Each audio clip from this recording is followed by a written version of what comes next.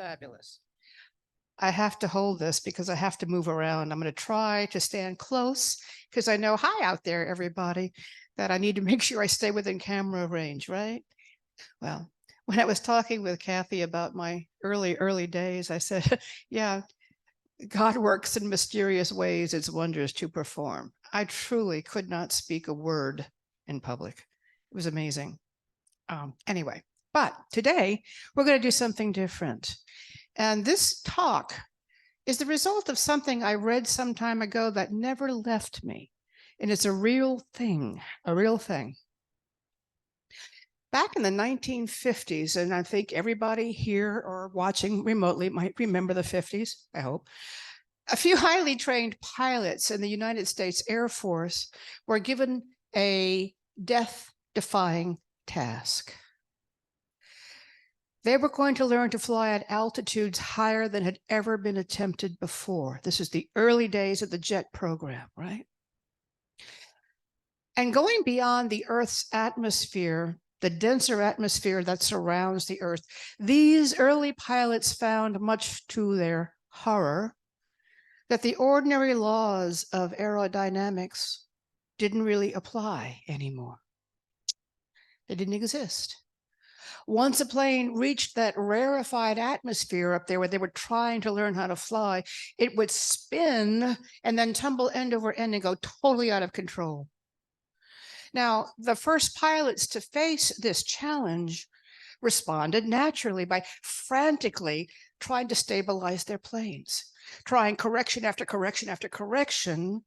And the more they tried to control, the wilder the ride became. And I'm sorry to say that more than one pilot died as they plunged to Earth, not understanding why what they had learned didn't work. Eventually, one of the pilots, Chuck Yeager, and I'm sure many of you know that name, he inadvertently struck upon a solution. When his plane went out of control, he was thrown about the cockpit so violently that he lost consciousness, right? So as he was unconscious, his plane plummeted towards Earth. 7 miles later, his plane re-entered the denser atmosphere of the Earth, where standard navigation strategies could be employed. He came to, he steadied his plane, and he landed safely, the first pilot to do so. He had discovered the only life-saving response that was possible in that desperate situation at that time. Don't do anything. You take your hands off the controls. And when I remember reading this, it hit me so hard. I've never forgotten it because, you know, so often we are in situations that are beyond our control as human beings. Situations where no matter what we do, our scheming, our planning, our strategizing, nothing seems to work right. Yeah. And often those situations are those in which we are being asked or sometimes forced to make significant changes in our lives. I think you can identify with how that feels. Change is great, we think, as long as we can shape it and mold it and direct it so that it comes out the way we want, right? So we plot and we scheme and we pull that lever and we turn that crank and we do everything that we can in a frantic attempt to make all of this happening come out the way we want it to. But often, at least in my experience, when I've done this, and I have, I achieve less than optimal results. So what would it be like if, right in the middle of this desperate flailing about, we were to take our hands consciously off the controls? Some people might even call that giving up. Many people would call it insane. And I have a meme that I think more or less exemplifies our normal human reaction to the idea that letting go and letting God is the way to go. So I'm going to ask Betty to put that up here right now.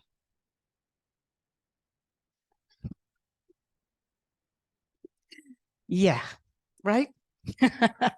Oh boy. Yeah, thank you. Okay, it's a roller coaster and not a jet plane, but I think it works for our purpose this morning. This morning, I would like you to consider this new idea. When you let go of the controls and let God be your co-pilot, that, my friends, is called flying. So, would you like to have some flying lessons this morning? Yes? Okay, great. I'm not going to do this now because we have so many people who are watching remotely, but I've done this in the past, so I will tell you about it. It's a great way to kind of start this talk.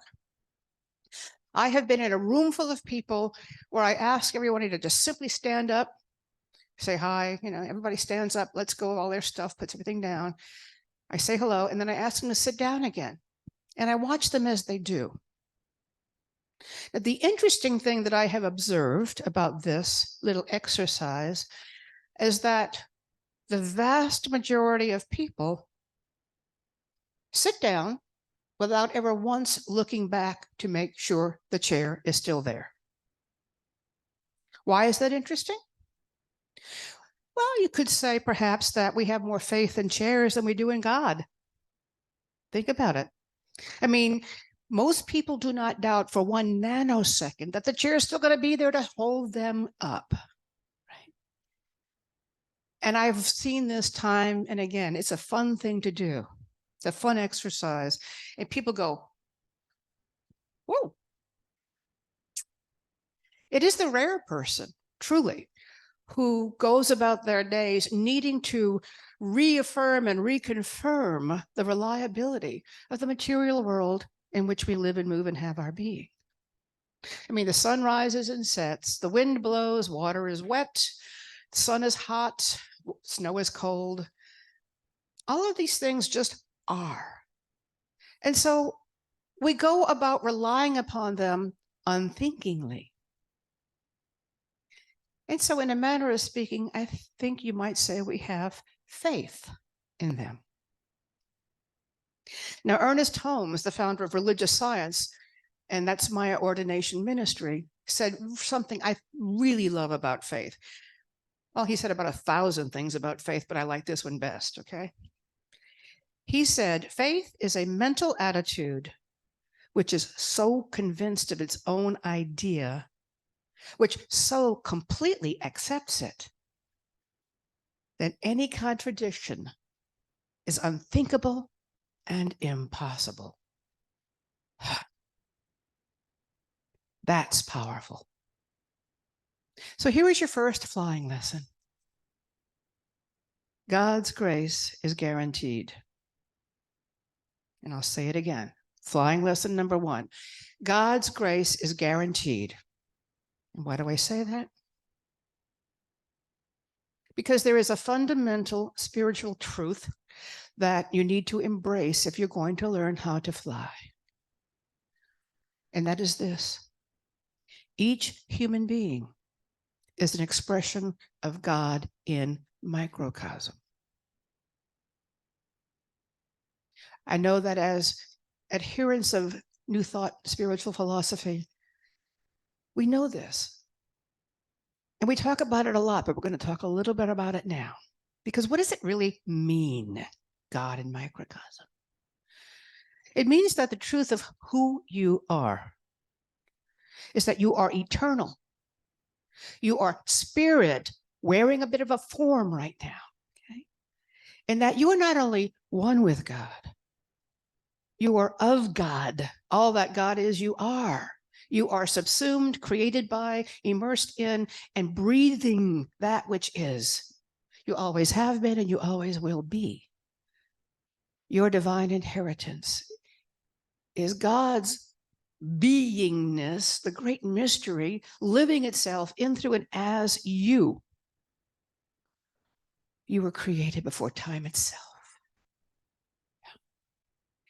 And you were created from this upwelling of unconditional and limitless absolute love. And that unconditional love, even now, in this moment, is manifesting itself through the very cells of your body and holding them together, rejoicing in itself as you. That is so cool. Heaven is within us. God's grace is guaranteed. You come into this world pre-approved. You don't even have to fill out an application. Right? And what did Ernest say? Any contradiction to that thought is unthinkable and impossible. Can you imagine how restful and powerful it feels to know that you are the focal point of an absolute, unconditional love, the only power that is, right now, right here. Now, there's a poet who wrote a short poem that blew me away. And in this poem, she says everything I've been saying, except she says it more succinctly and a lot more beautifully. Her name is Denise Levertov. And the poem is called The Avowal. Avowal. As swimmers dare to lie face to the sky, and water bears them. As hawks rest upon air, and air sustains them. So I would learn to attain free fall and float into Creator Spirit's deep embrace, knowing that no effort earns that all-surrounding grace. Lesson 1, that all-surrounding grace is guaranteed. Now let's move on to lesson number 2, which is Spirit supports its own expression. Spirit supports its own expression. Just as those incredibly courageous Air Force pilots found themselves caught in fear and panic when they left what they knew, the standard laws of aerodynamics, so do we fall into fear when we are being asked to take that leap of faith into the unknown, God's will for us. Remember that little boy's face on the roller coaster? That's a pretty normal human reaction. And it's understandable. I've had it. I've been there. Because after all, from the moment we are born, we begin becoming inundated with messages of fear and doubt. And if you like to watch nature programs as I do, you have probably seen more than once that wonderful little adventure of the little fledgling birds getting ready to make that first leap out of the nest into thin air. Or in the case of baby penguins, which were so cute, leaping off the snow cliff into that incredible frigid water. Wow. God, can I fly? Can I swim? Will I fall? Will I drown? Well, thank goodness that the parents, the birdie parents, are there to guide and support and reassure their little fledglings in then making that leap.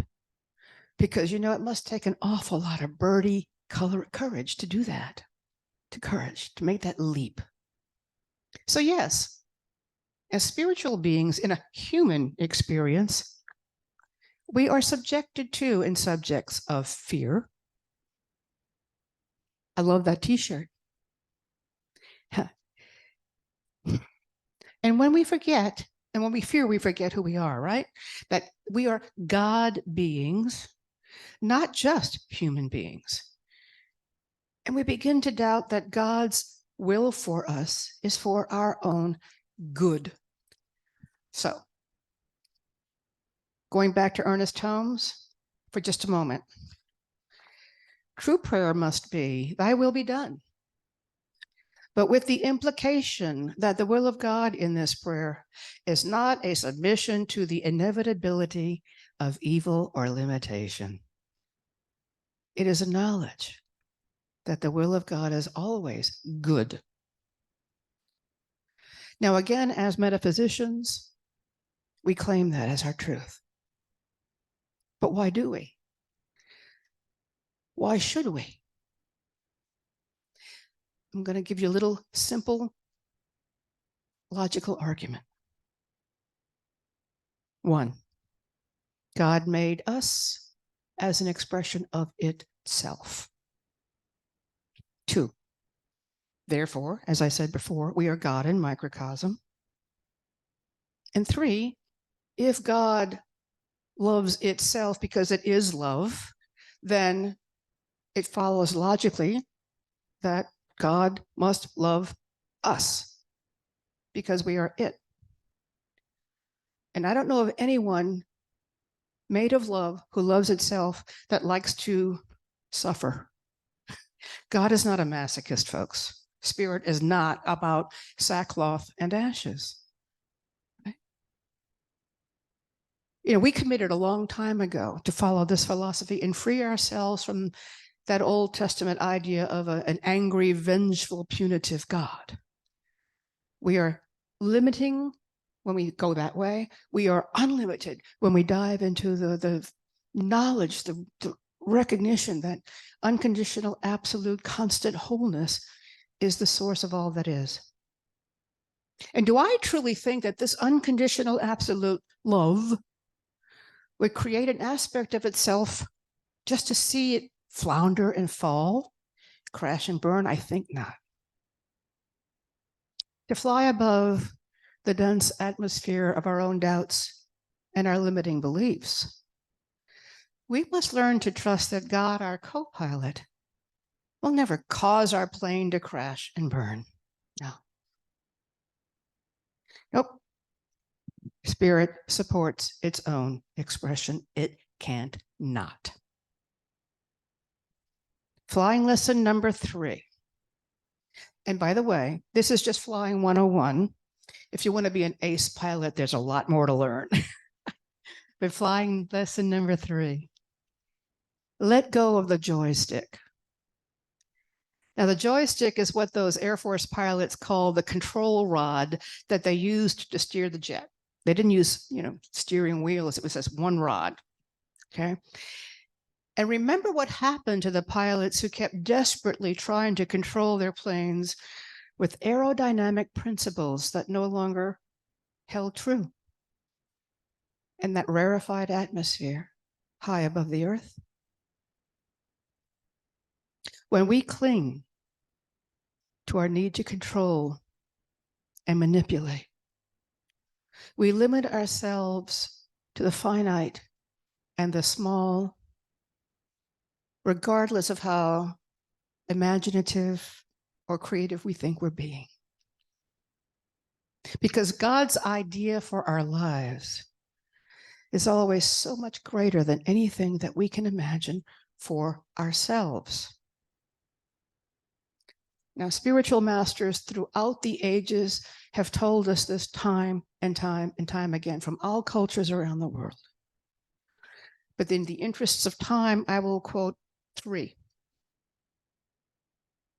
The first is from a Sufi mystic called Abu Yazid.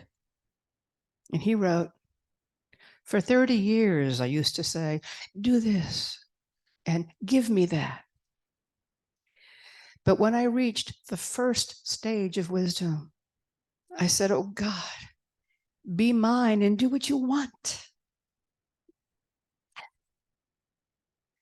An Essene Jew named Yeshua said, do not worry or say, what will we eat?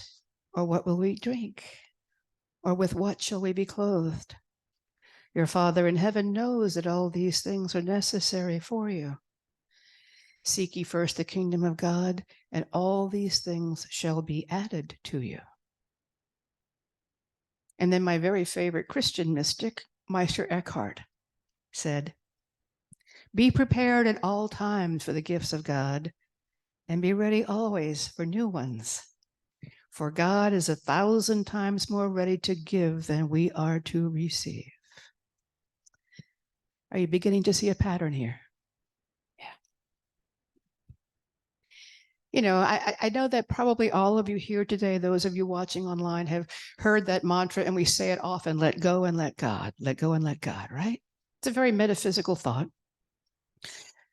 But in this month's theme, I'd like to let you know that letting go and letting God is a call to action, not to being a couch potato, right? Because it is a call to trust. And trust is a very deliberate choice that requires a great deal of energy and not a little courage. Just like the baby bird that finally teeters on the edge of the nest and makes the leap, that's what trust calls us to do.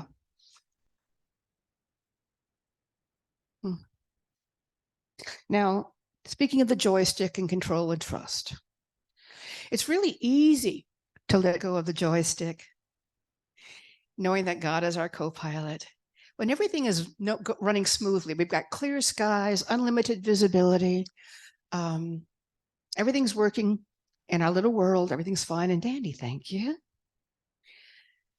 It can be a different idea and a different experience when we hit turbulence. Maybe you lose a job. Maybe you incur a nasty health issue. Maybe you lose a relationship. I mean, we know that there are a gazillion ways that turbulence can hit our human lives, right? And when that happens, we can get stuck in our lives, and we start fumbling end over end, and we feel like we're falling and tumbling, and it's going to hurt. So we tend to forget in those moments of fear the truth of who we are, and we forget that God is sitting in the co-pilot's seat. And we want to grab that joystick and those controls with white-knuckled fingers and desperately try to steady our own plane on our own terms. But we are far out of the atmosphere that we're used to.